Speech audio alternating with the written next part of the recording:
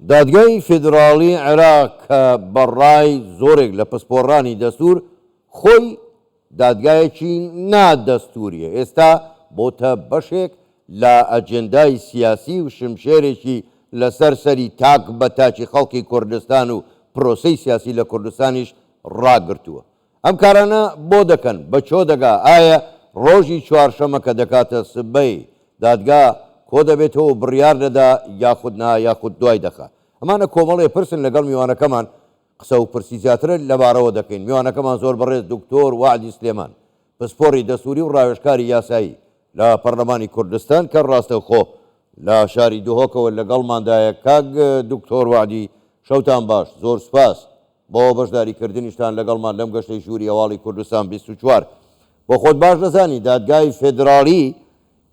عێراق بۆ پەخستنی پەرلەمانی کوردستان بە یەک دانیشتن بڕیاریدا و کۆتایی پێهێنا و پەرلەمانی پەخست، بەڵام 11 جارە بۆ پرسی یاسای هەڵبژاردن لە هەرێمی کوردستان دەنگ نادە و جار بە دوای جار دوای دەخا.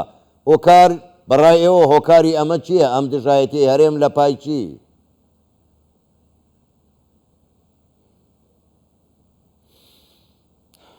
بله سلام ڕێز بوو جەنابێتە کاک حاکم بۆ هەمی بینەر سەرێن کوردستان 24. ڕاستی سەحبەتا بێدادگەهێ gelek nexweş bû behezkirin ser vê dadgehê û ser vê skalê yanî êkcar heddî derçû yanî geleka nexweş vê cem mirov behsê vê dadgehê biket. Ev dadgehe bû amrazek kak hakim destê hin de layanê siyasî de yê daxilî û yê derekê بۆ کۆ دژی هەرێما کوردستانی ئێکجار بکار بینین ما کۆ راپۆرتێ داهاتی چەندین ئەنج زنجیرەکە بریارە دژی هەرێما کوردستانی دەرچوە ئێکجار دەمێ vê desta نییە vê dadgehê 2021 heta nûket çendî biryar dijî herêma Kurdistanê derêxistiye. Ya diyar ku planeka tukmeya hatiye danan dijî herêma Kurdistanê bo zeîfkirina qewara herêma Kurdistanê bo lawazkirina dam û dezgehet herêma Kurdistanê medî dihî jî yanî tasrîhek derçoş serokê encûmenê bêjin dadwerî balatirîn ser astê Iraqê şirê dadwerî ve yanî tu tubînî يعني اف مايتي كرنا سياسي كاري دادوري دا جلك يا زاله كاك حاكم لي دياره يعني اف بروجه بلانا ديجي هرم كردستان بروج نبو من نبو تبو همي كسا يديار بيتكو مرمجي او ضعيف كرنا قواره هرم كردستاني اگر ام بين سحكينا في سكالا جلك جاره قلتي يعني اف سكالا تشب نما يكي دستوري وقانوني بونين جنبي حاكم بداخه يعني اف دعوات رياض بارات كرين الجلسات دويدا شروي شكلي به بلي دادگه چت بهانه نورگت يعني چه قيمت نورگت سحبته ما هنگي ما جلك بيجين دفوعات خو ما جلك او دي بيشكشي دادگه كن الدسبيكا تومار كرنا في سكاله ما قلت او كابرا اصلا او سكالا تومار كري كابرا سروكي فراكسيونك او فراكسيونا الجير ويا ساي يا هاتيا البرلمان الكردستاني بينش خولت برلمان الكردستاني بجدار بويا اخيرا بقى بخاطه بيركو افياسنا الدستوريه دياره يعني افداد جهجي يالديف هند تشيد بو حزو ارازويه هند لاين السياسي مباوره هكر او لاين السياسي بقى بيك بيت مثلا بارتي ديمقراطي كردستان او داد جهجي داس خوش يعني يا دياره كاك حاكم مساله جلك يا سياسيه كان دكتور بعدي يعني بۆ خۆت باشت کرد ینی ئێمە ناشینە سەرەوە بابەتەکە ئەسڵەن وەرگرتنی سکاڵاکە لەلایەن دادگای فێدراڵیەوە نادەستوری و ناقانونیە، بەڵام دێمە هەر دێمەوە سەر دەستور خۆی. ئێوە شارەزای دەستورن پسپۆرن لە دەستورە بە پێی دەستوری عێراق دەڵێ ئەگەر جیاوازی یاخود خلافێکە بوو لە تەفسیری مادەکان ئەولەویەت بۆ ئەو یاسایانەیە کە لە پەرلەمانی کوردستانەوە دەرکراواتە هەم یاسای هەڵبژاردن و یاساکانی تریش تەواو یاسای دەستورین، بەڵام دادگای فێدراڵی ئێستا وەری گرتووە کەواتە ئەمە هەر خۆی لە خۆیدا پێشێلی دەستور نییە.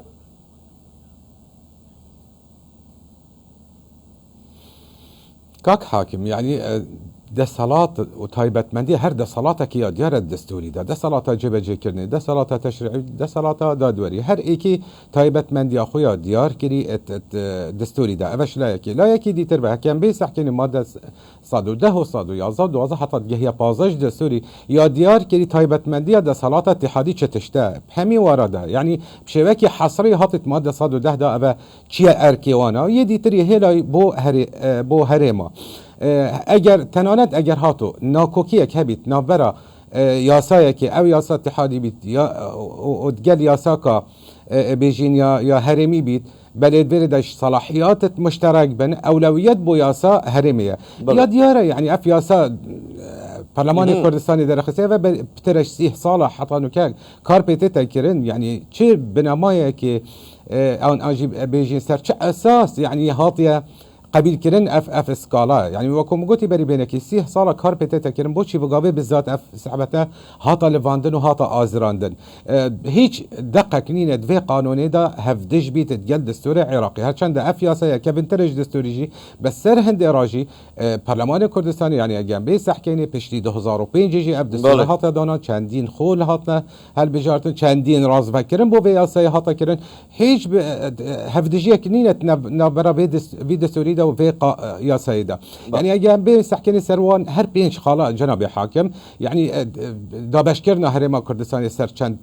بيجن بازنا يا يجي تومارا زنگدران يا يجي ام بين سحكني نسبة هر تشكي ديتر اوت جريداي بوان طعنات تعطينا تقديم كده هيج علاقة نداد يهي ونيا دا صلاة اتحادي بها ابا دا صلاة كحصرية يا برلمان كردستاني برلمان كردستاني او خدان دا صلاة حصرية آية دي هرما كردستاني دا بشكد بو چند بيجن بازنه یا یک بازنه او رابردوی بو ما دیار کردی کو هرما کردستانی یک بازنه بویا همی هل بجارت نتاطینا کردن بو هر پنج خولت رابردو همی سر اساس یک بازنه نسبتا کوتا کان اوجی جناب تا معلومه اوجی هیچ علاقه ده صلاة دادوری یا جی ده صلاة کادی بینینه الا مگر هاتو سر پیچی سر بنمای دستوری هاتا کردن سر آیه وگاوی ما دبیجن 11 کرسیک ما بوی ترخان کردین که ما بگلا که گرین خلق رنگ به چنده نزانید اگر بس مجالی بده من 11 کرسی که تاتی ندست نشان کردن بووا باشد برید کیش بووا را چیتره یعنی کمینه نت هرما کردستانی دا یا باشتر او بینینا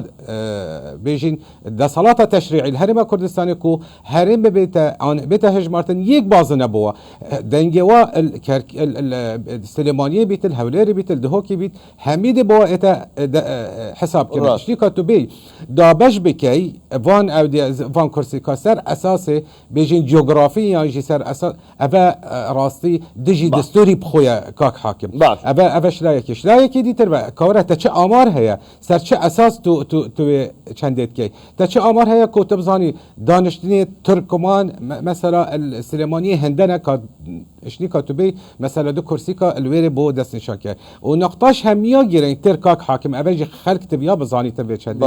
دادگه تشتکی گلک قبحتی ها کرید وریدا وقتی داخازش کمسیونا عراقی کلی کاوره بوم دیار که تو دی چاوا دابش کی هرما کردستانی آخر ابا نشوده کمسیونیه نشوده دادگهیه تنها پارلمان کردستانی خو پارلمان عراقی ده صلاة تشریع او ده صلاة اینه نقطه کادی ترگله که گرنگ ناچی بیت تو خصم من بی حکم بیت نفس وقتی ده یعنی سروک کمسیون هل بجاردن عراقی جامعه ایکتیه راپورت خدا یه نبیسه دیف حزا حزباوی که چواد ویتن آخر دادگه تبیا وی چنده پیشاف دانیتن ناچی بیتن اف چنده بیتن در حق هرما کردستان ده بله باشه دکتر وعدی تو بۆ خۆت ئاگاداری لە یەک دوو ڕۆژی ڕابردوودا سەرۆکی ئەنجومەنی باڵای فیدرالی عێراق دادگەری فیدرالی عێراق لە لایەکی کەشەوە دادگای فیدرالیش بە هەمان شێوە کابرا بە ئاشکرا دژی دەستور و پێشێلی دەکا تەنانەت دەڵێ نەدەبوو فیدرالیەتی هەرێمی کوردستانی شەبێ یعنی لە ئێستاوە کار بۆ سڕینەوەی دەکەن خوێندنەوەتان بۆ ئەمە چییە ئایا ئیتر لە عێراقدا کە سەرۆکی ئەنجومەنی باڵای فیدرالیش ئەم قسانە بکە هیچ قیمەتێ بۆ دەستوری عێراق ماوە